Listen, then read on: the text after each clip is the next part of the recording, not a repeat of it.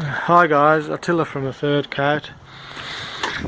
So, just another one of those jobs where you sort of got to remove all the existing coating. It's some sort of acrylic stain.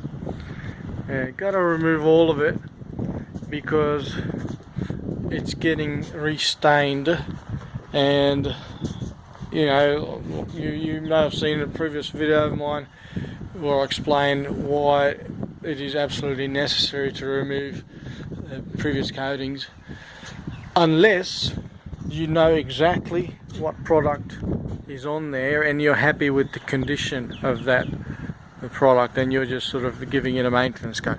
For example, here, these ones I did a few months ago, and obviously I sort of removed all the previous coatings like I'm doing here. And in a couple of years' time, when these ones will need to get a maintenance coat, then I won't need to strip it all back to bare timber again, so that's the idea. In the future it will be much easier to maintain, but it will have to be regularly maintained, but it won't be won't take long or won't be very expensive to do. But when you've got some sort of an old coating that you're not happy with, or it's sort of showing signs of peeling and flaking and cracking like you see down there, then the only way to get a good uniform consistent finish is if either you know exactly what the previous coating is, and maybe just remove certain sections that you see are in pretty bad condition, but even then you got to go by full sections. For example, you would sort of like what I've done here, from that corner to there or something, and leave the other bits intact. But as soon as you wouldn't be able to just remove the coating from half of that section. You wouldn't be able to do that because once you put the new coating on, then half of it would be lighter, the other half would be darker. So it just doesn't make sense. You gotta to get a consistent finish with stains, with transparent stains. You gotta remove the coating on entire sections, and ideally you want to remove it from the whole lot, because that's the only way you're going to get a uniform finish where previous coatings are not bleeding through the new coating. Depending on, it's going to be a trial and error kind of thing to work out how to remove it, what's the easiest and sort of tidiest way to remove the existing coating. You're gonna have to experiment a bit with either sanding or scraping or maybe stripping the coating off. For me, in this case, because luckily for me, the previous coating didn't really penetrate the surface, so it comes off relatively easily, even just by scraping it without any stripper or anything, just by hand scraping.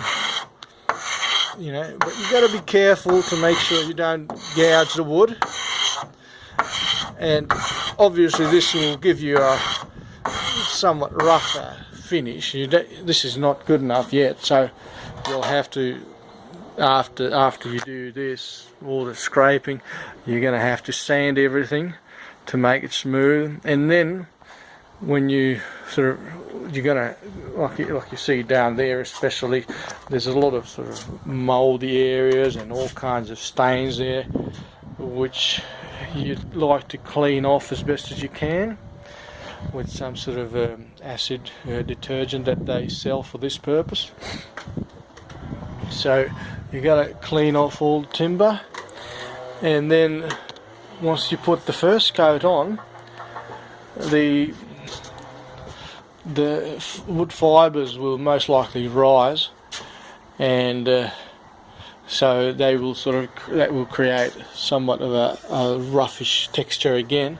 And with doors, it's especially important to make them smooth. So after the first coat, once that's dry, you're going to have to sand it again, the whole thing, and then you do the second and third coats. So just you got to understand that it's very time consuming, and don't be afraid to charge accordingly, right?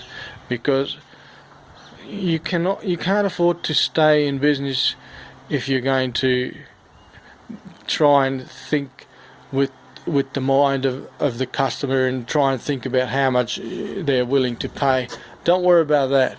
Your priority is to make sure that whenever you do get a job, you're able to make a living out of it, because otherwise there's no point being in business. You might as well go and work for someone else for $35 an hour, or who knows how much people pay nowadays, and leave the headaches for somebody else. If you're not sure how much you should charge, then just go with an hourly rate, time and materials, and it just takes as long as it takes.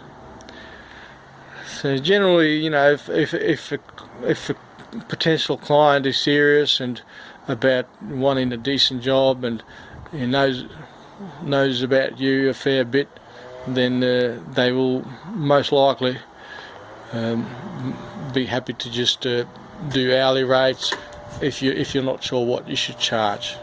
But just make sure you're honest with the client and explain to them your concerns, because nobody should be underpaid, especially in this sort of trade, because there's a lot of work involved, and if you do honest work, then you should be getting paid good money for it. End of those doors, and the door frame sliding doors and whatever. So just showing you what it looks like after you sort of bring everything back to bare wood and apply 3 coats of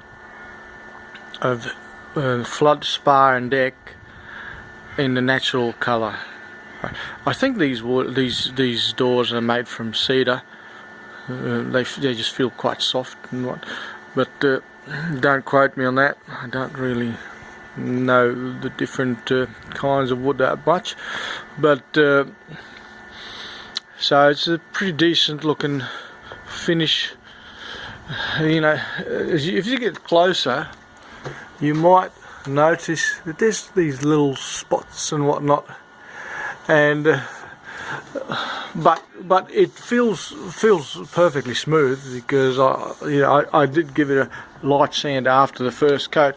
But what those little spots are is basically under the previous coating, the timber, because it had it had gone over its expiry, so to say. So under the coating, the wood was getting damaged, and there was a lot of sort of dead fibres on it. And part of this job is when you bring it back to bare wood, you got to clean it with some sort of a diluted acid. That also cleans any sort of the stains and whatever, but also it serves to sort of remove the dead wood fibres, right? But some of them they still didn't quite come off. I mean, even though I used a stiff brush and high pressure hose, but I didn't use a pressure washer because I didn't want to make too much of a mess. I was worried about the water getting inside and whatnot, and but I think it's compared to what it was before, especially. It's not bad. But so what you see, you know, all the glass is quite messy, and you see those drips and whatever. That's just the way that I do, especially this sort of work, because with a water-based stain, it's very important to work fast in order to keep a wet edge. And if you try to sort of you know, cut it in right next to the beading, it slows you down. If you want to do a tidy job straight away, it slows you down so much that you might not be able to keep a wet edge. So what I do, you know, at the end of the job, or when I get a rainy day, because there's still quite a bit to do around the back of the house and on the other side, so when I get a rainy day, maybe I'll come in and scrape off all the stain from the glass and clean the glass, and that will be the end of this side. So I hope you've learned a little bit, and if you have any questions regarding this product, especially Flood Spa and Deck, because it has its own sort of peculiar methods of application, just shoot away, and I'll try to answer them as best as I can. Have a good day. Bye.